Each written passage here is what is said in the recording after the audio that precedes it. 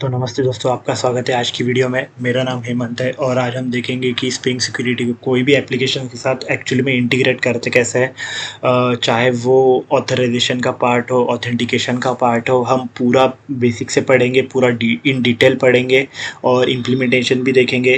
तो ये बेसिकली एक पार्ट में तो कवर नहीं होगा क्योंकि बहुत बड़ा टॉपिक है, तो कम से कम 3 से 4 पार्ट में ये सब मैं कंप्लीट कर दूंगा। तो आप अच्छे से एकदम ध्यान से देखिएगा और समझिएगा।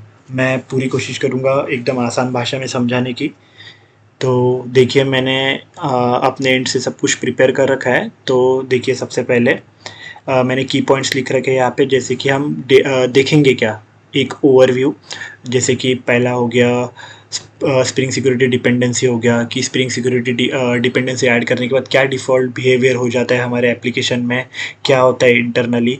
फिर हो गया ऑथराइजेशन का पार्ट देखेंगे, ऑथेंटिकेशन का पार्ट देखेंगे, इंटरनल वर्किंग देखेंगे, स्प्रिंग सिक्योरिटी की एक्चुअल में होती क्या है, फिर डिफ़ॉल्ट बिहेवियर जो मैंने अभी आपको बोला कि डिपेंडेंसी ऐड करने के बाद होता क्या है, फिर इंटरनल फ्लो देखेंगे, उसी इंटरनल फ्लो को एकदम डिटेल में समझेंगे कि एक्चुअली में फ्लो होता कैसा है। फिर कोर कंपोनेंट्स देखेंगे कि स्प्रिंग सिक्योरिटी में कोर कंपोनेंट्स है क्या। फिर सिक्योरिटी फ़िल्टर चेन हो गया, उसकी कॉन्फ़िगरेशन हो गई, और जेडब्ल्यूटी हो गया, फिर साइन अप लॉगिन फ्लो हो गया जेडब्ल्यूटी के साथ। तो ये सब हम देखेंगे। तो शुरुआत करते हैं। तो जितना हो सके मैं पूरा अपनी कोशिश करूँगा कि आपको एकदम आसान भाषा में समझाने की। तो चलो देखते हैं, स्टार्ट करते हैं। तो सबसे पहले एकदम फ्लो के साथ चलेंगे। तो इम्प्लीमेंटेशन की कोई जल्दी नहीं है जब तक आप पूरा डिटेल में समझोगे नहीं कि इंटरनल वर्किंग रहता कैसे। हमें इसमें कोड लिखने का कोई ज़रूरत नहीं है ज़्यादा, मतलब काम ही नहीं पड़ेगा। पर जो पहले से रहता है, मतलब जो भी फ्लो रहता है वो आपको समझना ज़रूरी है। तो आप समझ जाओगे कि एक्चुअली में इम्प्लीमेंट करते कैसे स्प्रिंग सिक्योरिटी को। तो चलिए चालू करते हैं। सबसे पहला पार्ट होगा हमारा कि स्प्रिंग सिक्योरिटी डिपेंडेंसी कौन सी है। तो जैसे कि मैंने यहाँ पे लगा रखा है, इमेज लगा रखा है कि स्प्रिंग सिक्योरिटी की डिपेंडेंसी है कौन सी, ये हो गया। तो मैं आपको एकदम कोड में दिखाऊंगा कि होता क्या है एक्चुअली में, पर आप एक बार थ्योरी में समझ जाएंगे तो आपको आगे समझने में और आसानी होगी। जैसे कि यहाँ पे है कि एडिंग स्प्रिंग सिक्योरिटी, जैसे ही हम ये वाली डिपेंडेंसी ऐड करेंगे कि कुछ डिफ़ॉल्ट बिहेवियर्स ऑटोमेटिक हो जाएंगे हमारे एप्लीकेशन में, कुछ डिफ़ॉल्ट बिहेवियर्स कॉन्फ़िगर हो जाएंगे। जैसे कि एक फॉर्म, हमारा login sign up form open हो जाएगा, जिसमें जैसे ही हम डिपेंडेंसी ऐड करेंगे कि ऐड करते ही तो स्प्रिंग बूट क्या करेगा कि एक जो यूज़र नेम और पासवर्ड है वो हमें कंसोल में दे देगा। तो उसकी हेल्प से हम साइन अप और लॉगिन कर सकते हैं। और देखिए, नेक्स्ट है ऑथेंटिकेशन, ऑथराइजेशन होता क्या है। तो चलिए यहाँ से मेन पार्ट है, चालू करते हैं। तो देखिए, ऑथेंटिकेशन कुछ नहीं होता कि अपनी आइडेंटिटी प्रूफ करना होता है, कि वेरीफाई करना होता है कि मैं ही हूँ करके। तो मैं ऑथेंटिकेशन और ऑथराइजेशन दोनों एक ही फ्लो में लेके चलूँगा, मतलब आपको बताऊंगा अभी रियल वर्ल्ड एग्जांपल के साथ, रियल लाइफ एग्जांपल के साथ। जैसे कि अभी एक सोसाइटी है, सोसाइटी में होगा क्या कि बहुत सारे लोग रहते हैं। तो कोई ट्रेजरर रहता है, कोई सोसाइटी का सेक्रेटरी रहता है, और कोई नॉर्मल मतलब जो लोग वहाँ पे रहते हैं। तो जैसे ही अभी गेट पे एंट्री करने के टाइम सबके पास कोई कोई अपना अपनी आइडेंटिटी प्रूफ करनी पड़ती है कि हाँ मैं इस फ्लैट में रहता हूँ, उस फ्लैट में रहता हूँ, हाँ मैं वो उस विंग में रहता हूँ। तो हो गया ऑथेंटिकेशन। जैसे कि यहाँ पे लिखा हुआ है कि authentication is a process of verifying the identity of a user. It ensures that a user is who they claim to be. Authentication typically involves validating credentials such as username, password, creating a security context for a user। तो security context में आपको बताऊंगा, कुछ नहीं है। Security context मतलब एक ऐसा समझ लीजिए कि एक डब्बा रहता है, उसमें यूज़र का आईडी स्टोर हो जाता है, यूज़र की इन्फॉर्मेशन सेव हो जाती है। तो अभी अभी के लिए सिक्योरिटी कंटेक्स्ट या पर्टिकुलर वर्ड को आप साइड में रखिए। ऑथेंटिकेशन और ऑथराइजेशन पे ध्यान दीजिए कि वो है क्या। जैसे कि मैं आपको बता रहा था अभी कि ऑथेंटिकेशन वही है कि आपको खुद को प्रूफ करना पड़ता है कि हाँ मैं इस विंग में रहता हूँ, इस पर्टिकुलर फ्लैट में रहता हूँ। अभी वो सब के लिए सोसाइटी का सेक्रेटरी हो गया या कोई भी हो गया। अब इस सोसाइटी में बहुत सारे लोग रहते हैं, तो वॉचमैन हर एक को पर्सनली थोड़ी जानेगा। तो हमें फाइल में चेक करना पड़ेगा, या कोई भी एप्लीकेशन हमारे सोसाइटी के ऐप्स में डाल के चेक करना पड़ेगा कि ये पर्टिकुलर जो आदमी है वो हमारी सोसाइटी का है या नहीं। तो अब जो भी यूज़र अपनी आइडेंटिटी गेट पे प्रोवाइड करेगा उसको बोलते हैं ऑथेंटिकेशन, मतलब आइडेंटिटी प्रोवाइड करना और वेरीफाई करवाना, ये ऑथेंटिकेशन हो गया। ऑथराइजेशन मतलब जैसे कि अब आ चुके हैं सोसाइटी के अंदर। तो अभी जो नॉर्मल जो भी लोग रहता है, अगर कोई एक्स पर्सन वहाँ पे रहता है, और वो नॉर्मल है, मतलब नॉर्मल पर्सन है, उसके पास कोई भी अथॉरिटी नहीं, जैसे सेक्रेटरी जैसी अथॉरिटी है नहीं।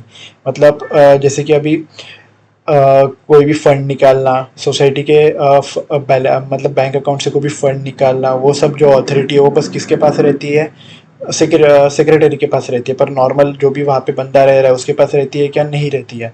तो वही ऑथराइजेशन हो गया। ऑथराइजेशन मतलब वही होता है कि पर्टिकुलर यूज़र के पास पावर होती है कि ये पर्टिकुलर मैं काम कर सकता हूँ, वो उसका ऑथराइजेशन हो गया। मतलब वो बंदा ऑथराइज है कि कोई भी सोसाइटी के मतलब पैसे कैसे निकालना है, कैसे यूज़ करना है, क्या प्लानिंग करना है, क्या नहीं करना है, वो सोसाइटी के सेक्रेटरी के हाथ में रहता है, तो उसके पास पावर है। मतलब वो पर्टिकुलर चीज़ करने के लिए वो ऑथराइज है। ये ऑथराइजेशन हो गया। और ऑथेंटिकेशन मतलब खुद की वैलिडिटी, मतलब आइडेंटिटी प्रूफ करना, ये हो गया। तो देखिए, जैसे ही हम स्प्रिंग सिक्योरिटी ऐड करते हैं, जैसे डिपेंडेंसी ऐड करते हैं, तो होता क्या है कि security filter chain automatic configure हो जाती है। कैसी दिखती है मैं आपको बताऊंगा कि सिक्योरिटी फ़िल्टर चेन दिखती कैसी है एक्चुअली में। और उसके बाद है कि सबसे पहले देखिए, मैंने जैसे आपको बोला था कि एक जनरेटर डिफ़ॉल्ट लॉगिन फॉर्म यहाँ पे बन जाता है, और CSRF टोकन और सेशन आईडी ये सब जनरेट हो जाती है ऑटोमेटिक। और create a user with user name of user and password that is log to the console. जैसे मैंने बताया था कि अभी कंसोल में एक पर्टिकुलर यूज़र की यूज़र नेम और पासवर्ड आ जाए, जिसकी हेल्प से हम लॉगिन कर सकते हैं, वो हो गया। और जो भी यूज़र का पासवर्ड है वो इनक्रिप्टेड फॉर्म में रहता है, वो हो गया। अभी इनक्रिप्टेड फॉर्म भी, मैं अगर किसी को पता नहीं होगा तो मैं आगे एकदम डिटेल में बताऊंगा इनक्रिप्टेड फॉर्म होता क्या है। चलो मैं यहीं पे बता देता हूँ कि इनक्रिप्टेड फॉर्म मतलब है कैसे कि अगर पासवर्ड है हमारा 1 2 3 4, तो कोई किसी को भी पता चलेगा। तो इनक्रिप्टेड फॉर्म वही होता है कि हम ऐसे रैंडम कोई भी अल्गोरिदम लगा के, मतलब H20 256 हो गया, SHA-256 हो गया, ये अल्गोरिदम लगा के हम हमारे पासवर्ड को ऐसे कॉम्बिनेशन से बनाते हैं कि वो नॉर्मल अटैकर से कोई भी हो गया तो उनको आइडेंटिफाई करने के लिए बहुत डिफ़िकल्टी होती है। तो जिसकी वजह से हमारा एप्लीकेशन जो है वो सिक्योर रहता है, तो कोई भी हमारे एप्लीकेशन पे अटैक या हैक नहीं कर सकता, वो हो गया। हमें जैसे हमें दो राउट्स प्रोवाइड करते हैं, लॉगिन और लॉगआउट। ये दो राउट्स प्रोवाइड करते स्प्रिंग सिक्योरिटी की डिपेंडेंसी ऐड करने के बाद हमारे एप्लीकेशन में एनेबल्स लॉगआउट फीचर, हो गया। हम्म, उसके बाद है कि को उसके बाद बेसिकली कि देखिए, मैं आपको बता देता हूँ कि फ़्लो है कैसे, मतलब इतना कुछ ज़्यादा पढ़ने का ज़रूरत है नहीं। मैं एकदम पॉइंट टू पॉइंट लेके चलूँगा कि है क्या, आपको पढ़ना क्या है और इम्प्लीमेंट करते टाइम ध्यान क्या रखना है और कैसे इम्प्लीमेंट करना है, बस यही चीज़ है। आप एक्स्ट्रा पढ़ोगे तो आप ही कन्फ्यूज़ होंगे, क्योंकि उतना आसान है नहीं, पर आसान, मतलब आसान ही है। तो देखिए, सबसे पहले मैं एक बता देता हूँ कि ये फ़्लो है। आप देख लीजिए एक बार पूरा फ्लो। मैं अभी आपको एक बार हर एक जो कंपोनेंट यहाँ पे शो हो रहा है वो मैं पूरा डिटेल में एक्सप्लेन करता हूँ कि हो क्या रहा है आखिर में। तो देखिए, सबसे पहले चलते हैं यहाँ पे। तो देखिए, जैसे ही कोई रिक्वेस्ट आती है, इनकमिंग रिक्वेस्ट, तो वो होता क्या है कि सबसे पहले जाती है सिक्योरिटी फ़िल्टर चेन के पास। अभी सिक्योरिटी फ़िल्टर चेन मतलब एग्जैक्टली दिखती कैसी है, तो अपने पास बहुत टाइप्स के फ़िल्टर्स रहता है। जैसे कि अभी हो गया, मैं आपको एग्जांपल बताऊँ, जैसे कि अभी मुझे यहाँ से जाना है दिल्ली। अगर मैं पुणे में हूँ, अभी मैं पुणे में हूँ, तो पुणे से मुझे जाना है दिल्ली। तो दिल्ली के बीच में बहुत सारे चेक पोस्ट लगेंगे जहाँ पे पुलिस वेरीफाई करेंगे। तो जो भी चेक पोस्ट है वो हो गया एक फ़िल्टर की तरह एक्ट करता है, हमें हमारे फाइनल डेस्टिनेशन पे रीच करने से पहले जो भी पर्टिकुलर चेक पोस्ट पास करने पड़ते हैं उन्हें एक फ़िल्टर की तरह आप अज्यूम कर सकते हैं। तो देखिए, यहाँ पे है कैसे कि web async manager integration filter हो गया, सिक्योरिटी कंटेक्स्ट परसिस्टेंट फ़िल्टर हो गया, लॉगआउट फ़िल्टर हो गया, और user name password authentication filter हो गया, हेडर राइटर फ़िल्टर हो गया। तो ये सारे फ़िल्टर है। इन सब के मतलब ये जितने भी सारे फ़िल्टर्स है, इन सब के बारे में हमें पढ़ने की कोई ज़रूरत नहीं है। सबसे ज़्यादा इम्पोर्टेंट है हमारे लिए ये वाला फ़िल्टर,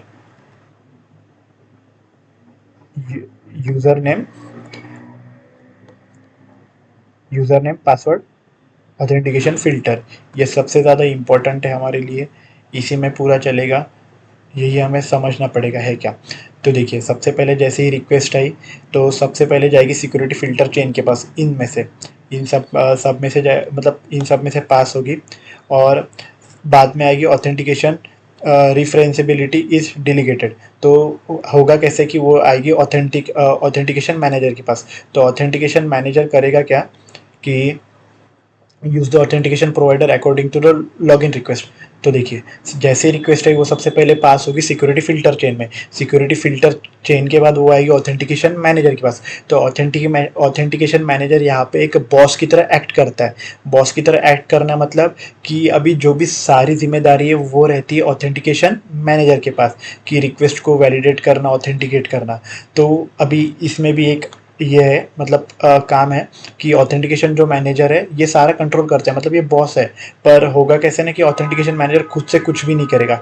ये बोलेगा कि अपने ऑथेंटिकेशन प्रोवाइडर को कि भाई चल ऑथेंटिकेशन प्रोवाइडर, अभी सारा जो काम है वो तेरे पे है, तू कर, मैंने तेरे को ऑर्डर दे दिया, तू कर अभी।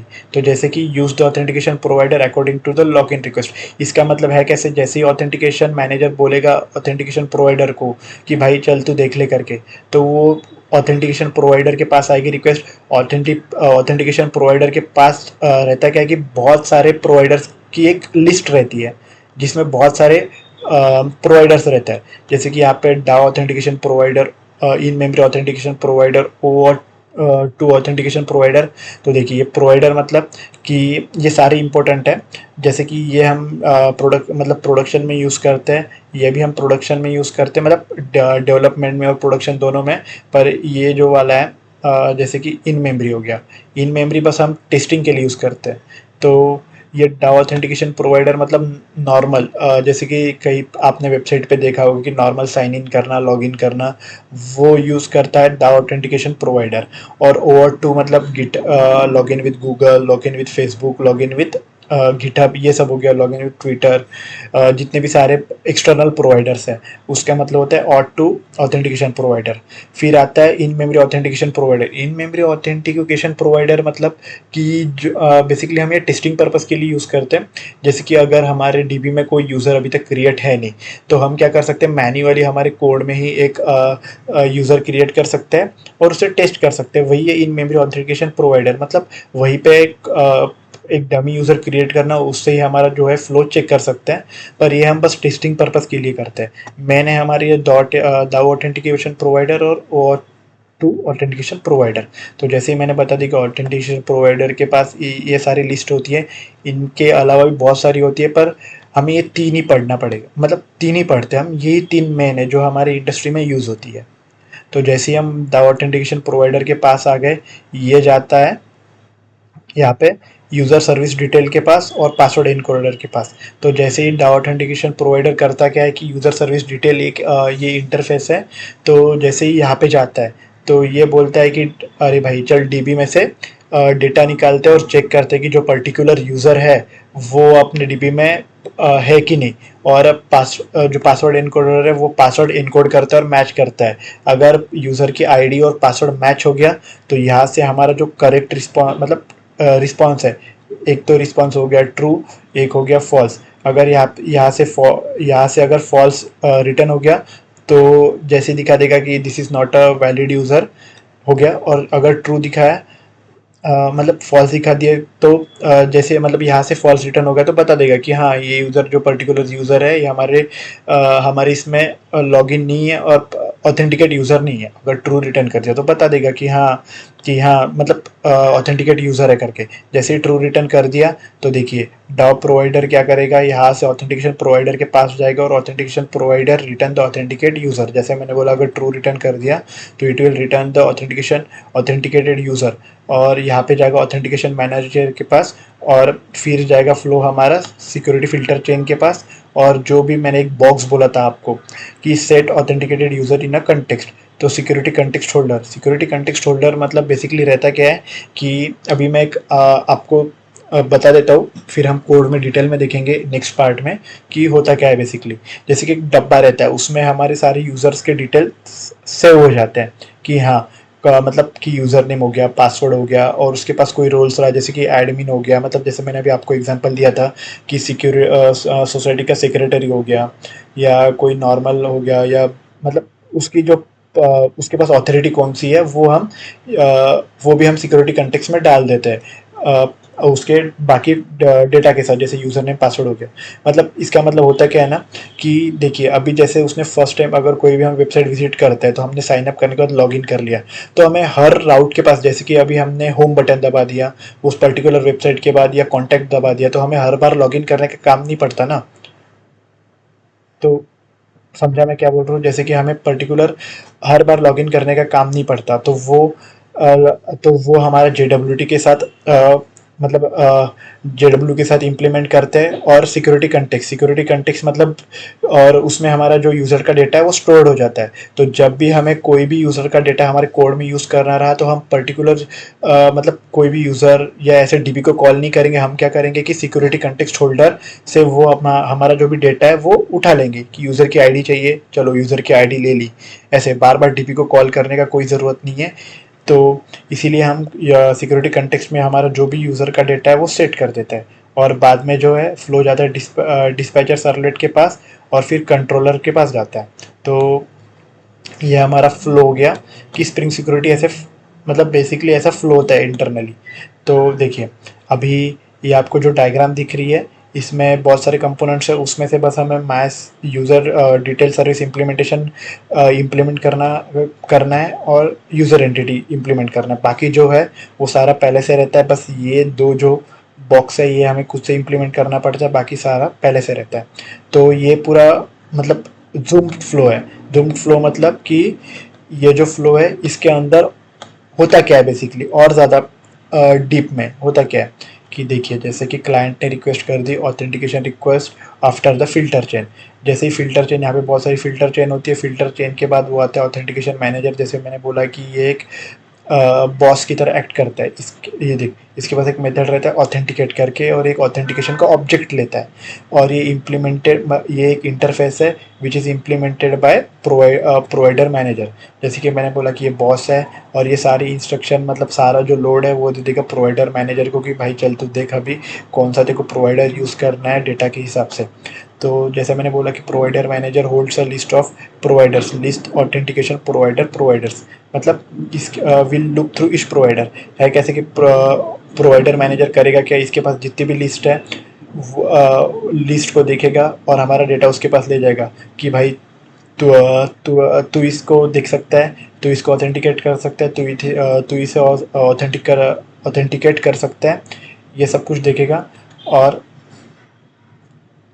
उसमें से एक ढूंढ लेगा कि हाँ जो पर्टिकुलर हमारी जैसी जैसी रिक्वेस्ट है उसके हिसाब से एक प्रोवाइडर हमें मिल जाएगा, तो वो पर्टिकुलर प्रोवाइडर को हम दे देंगे। जैसे ही देखिए, यहाँ पे प्रोवाइडर मैनेजर ने ऑथेंटिकेशन प्रोवाइडर ढूंढ लिया है, one of many authentication provider. जैसे कि मैंने OAuth2 वाला प्रोवाइडर बताया था, इन मेमोरी वाला बताया था, वैसे ही यहाँ पे डाव भी बताया। तो डाव प्रोवाइडर हमने सिलेक्ट कर लिया। डाव क्यों सिलेक्ट किया? जैसे कि यूज़र नेम और पासवर्ड है, अगर लॉगिन विद गूगल और लॉगिन विथ गिटहब करेंगे तो OAuth2 यूज़ होगा, और अगर हमारे पर्टिकुलर कोड के अंदर ही हमने कोई यूज़र क्रिएट किया है तो हम यूज़ करेंगे इन मेमोरी प्रोवाइडर। ये हो गया। जैसे ही ऑथेंटिकेशन प्रोवाइडर, डाव ऑथेंटिकेशन प्रोवाइडर करेगा क्या, जो भी हमारी यूज़र डिटेल्स है वो डीबी से फेच करेगा। जैसे ही डीबी से फेच करेगा कि चेक करेगा कि हमारा जो पर्टिकुलर यूज़र है वो डीबी में प्रेजेंट है कि नहीं, और यहाँ पे हमारा जो पासवर्ड है वो इनकोड होगा और बिक्रिप्ट होगा। पासवर्ड इनकोड मतलब ये जो है सारा प्री डिफाइंड रहता है स्प्रिंग बूट में।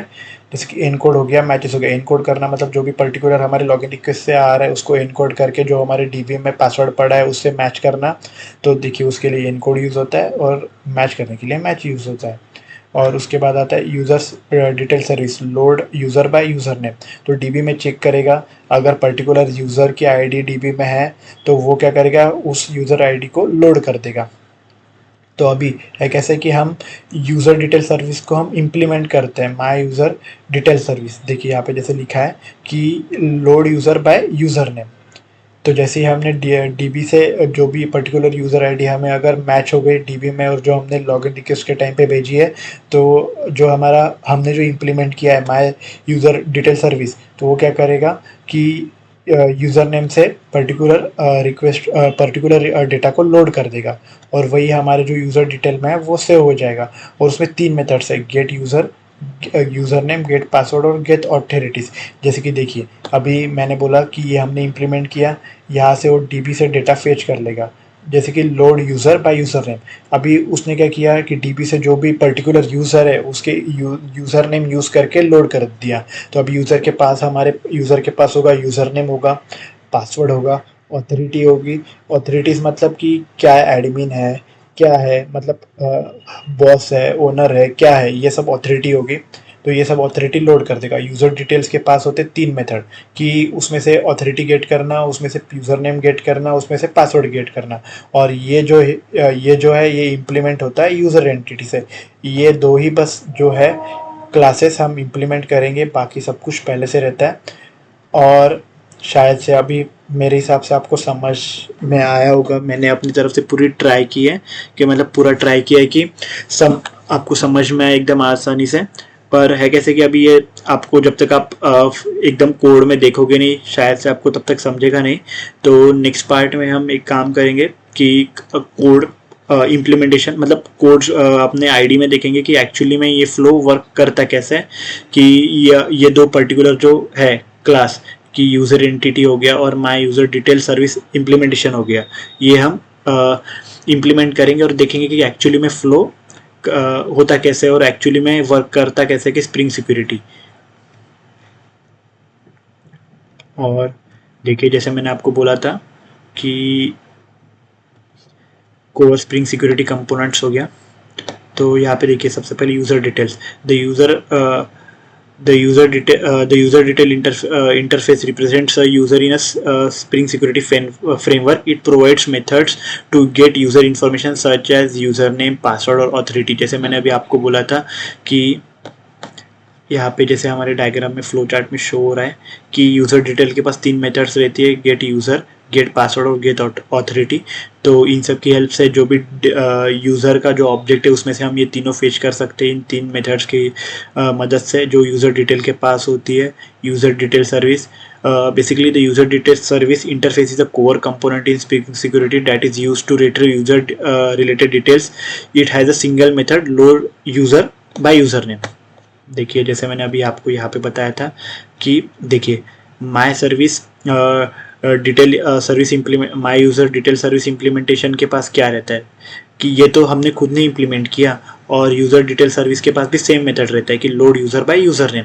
मतलब कि जो भी डिबे में यूज़र पढ़ा है उसे हम यूज़र नेम के साथ सर्च करेंगे। जो भी हमारे लॉगिन रिक्वेस्ट के टाइम पे यूज़र नेम आया है अगर अवेलेबल होगा तो हम क्या करेंगे, उस यूज़र को लोड कर देंगे। जैसे ही उस यूज़र को लोड कर दिया तो वो जो फ्लो जाएगा यूज़र डिटेल के पास जाएगा। जैसे ही यूज़र डिटेल के पास फ्लो जाएगा, यूज़र डिटेल के पास होती है 3 मेथड कौन सी, जैसे कि गेट यूज़र हो गया, गेट पासवर्ड हो गया, गेट ऑथोरिटी हो गया। तो इन सब को यूज़ करके हम यूज़र नेम निकाल सकते हैं, पासवर्ड निकाल सकते हैं, ऑथोरिटी निकाल सकते हैं ऑब्जेक्ट से, यूज़र के ऑब्जेक्ट से जो हमें दिया है load user by user name ने। यहाँ तक फ्लो है। और इन मेमोरी वही बता दिया मैंने कि the in memory user detail manager is a spring security provided implementation of A user detail service that stores user information in memory. तो वही है कि पर्पस देखिए जो मैंने अभी बताया था कि अगर हमें कोई नॉर्मल टेस्टिंग के लिए कोई भी यूज़र क्रिएट करना है तो हम वही के वही क्रिएट कर सकते हैं इन मेमोरी के अंदर और टेस्ट कर सकते हैं। बस ये देखिए यहाँ पे लिखा है पर्पस में to store user details in memory typically for getting और small applications, small for testing और small applications you can define user directly in the configurations. ये हो गया। और जैसे कि पासवर्ड इनकोडर वही है कि जो पासवर्ड को इनकोड करते हैं उसकी मतलब कि पासवर्ड इनकोड करने में यूज़ होता है। तो देखिए इंटरफेस है एक, the password encoder interface is use for encoding and validating passwords. It has methods for encoding raw password and matching encoded password to what is the purpose to securely hash password before storing them and verify hash password during authentication। तो इसमें से common implementation से bcrypt है, pbk है, scrypt है। तो इसमें से हम मतलब कॉमनली यूज़ करते bcrypt यूज़ करते। हम भी हमारे इम्प्लीमेंटेशन में bcrypt यूज़ करेंगे और पूरा अच्छे से समझेंगे कि होता कैसे। अभी देखिए पासवर्ड इनकोडर मतलब मैं एक बता देता हूँ कि यहाँ पे एकदम आसान भाषा में बता देते कि होता क्या है बेसिकली। कि देखिए ये हमारा पासवर्ड है, ये जाता है हमारे पासवर्ड इनकोडर के पास, और पासवर्ड इनकोडर क्या करता है, कोई भी एक पासवर्ड बना देता है हैश करके। तो अभी देखिए, ये पासवर्ड से हम ये बना सकते हैं, मतलब जो भी हमारा नॉर्मल पासवर्ड है उससे हम क्या कर सकते हैं, हमारा हैश पासवर्ड बना सकते हैं। पर हैश पासवर्ड जो हमारा जो नॉर्मल है वो हम नहीं बना सकते, इसीलिए यूज़ होता है। तो इसका मतलब यूज़ क्या है, जैसे कि मतलब है क्या, इतना अच्छा है क्योंकि हम यही यूज़ करते हैं हमारे पासवर्ड को सिक्योर करने के लिए। तो है कैसे कि जैसे कि हमने यूज़र क्रिएट करते टाइम हमने जो भी पर्टिकुलर यूज़र नेम के साथ हमारा पासवर्ड भेज दिया तो वो हो जाएगा डीबी में हैश्ड होके सेव हो जाएगा। अब जब भी हम हमारा कोई भी लॉगिन रिक्वेस्ट करेंगे फर्स्ट टाइम या कहीं कभी भी, तो होगा क्या, जो भी हमारा पासवर्ड हम एंटर करेंगे वो फिर से एक बार हैश्ड होगा, वो हैश्ड होगा, और ये वाला पासवर्ड और ये वाला हैश्ड पासवर्ड मैच्ड होगा।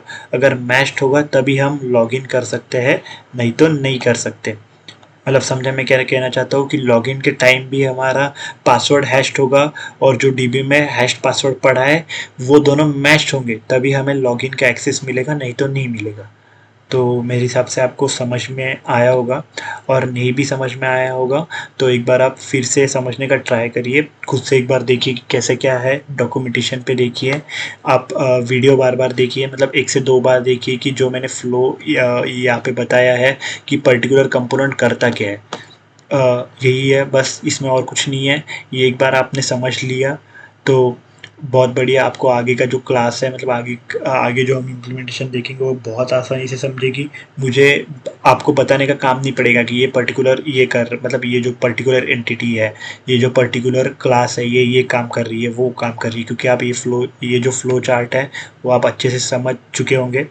तो मैं यही बोलूँगा कि आप 1 से 2 बार, 2 से 3 बार आपको जितना देखना है उतना आप देखिए और समझिए कि मतलब एक्चुअली में फ़्लो चल कैसे रहा है, वही है। और बस आज के लिए इतना ही, और मिलते हैं नेक्स्ट वीडियो में। उसमें हम इम्प्लीमेंटेशन स्टार्ट करेंगे कि स्प्रिंग सिक्योरिटी जो डिपेंडेंसी है वो एक्चुअली में ऐड करने के बाद डिफ़ॉल्ट बिहेवियर फ़्लो होता क्या है, और ये तो थ्योरी है, ये हमें कोड के ज़रिए समझेगा कि एक्चुअली में होता क्या है। इंटरनल वर्किंग हमने समझ लिया है, डिफ़ॉल्ट बिहेवियर वही है जो मैंने अभी आपको बताया था यहाँ पे, कि डिफ़ॉल्ट बिहेवियर है क्या, कि सबसे पहले एक लॉगिन फॉर्म ऐड कर देता है, एक security filter chain automatic add कर देता है।